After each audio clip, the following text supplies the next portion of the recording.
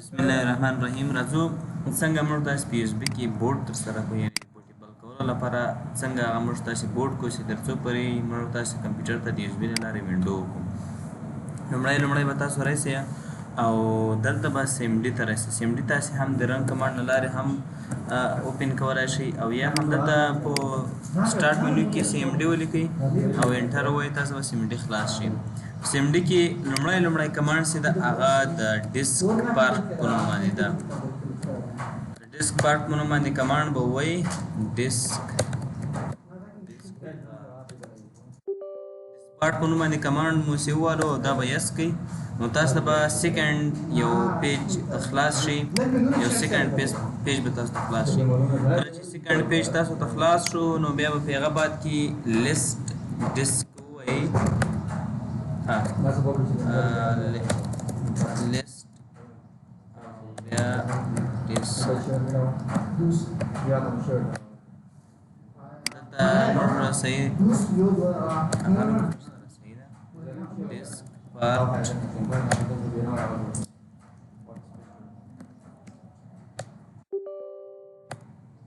دې کې موږ تاسو به چیک کوو لیست ډیسک کوو.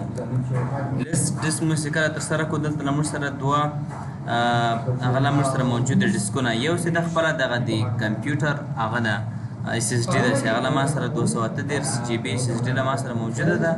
نو یو هغه راوسته هغه هم آنلاین ده، او بل چې ده له ما سره یو فلش ده چې هغه 14 جی بي ده هغه هم آنلاین ده. زه ورته وایم چې بیا داسې وکړه چې زه خپله په فلش کې هغه چوم بوټیبل کوم هغه بوټ کوم، نو ته ما ته داسې وکړه چې سلیکټ کړه او ډیسک 1 ډیسک 1 به سلیکټ سي او بیا به کلین کمانډ باندې کلیک وکړئ ځکه چې تر څو پورې هغه چې کلین سي، او بیا به کریټ پارټیشن پرایمري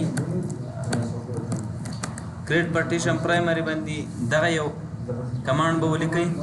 دې کمانډ سر کولو څخه وروسته بیا ولیکئ کریټ پارټیشن پرایمري، بیا ولیکئ سلیکټ پارټیشن 1. مطلب موږ په لومړي کې پارټیشن ترسره کوو. سلیکټ پارټیشن 1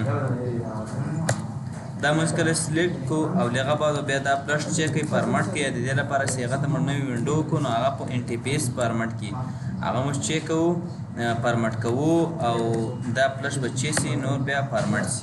اوس راځي د فلش د کمپلیټ کېدو دا چې سو 100% هغه چې سو کمپلیټ فارمټ سو.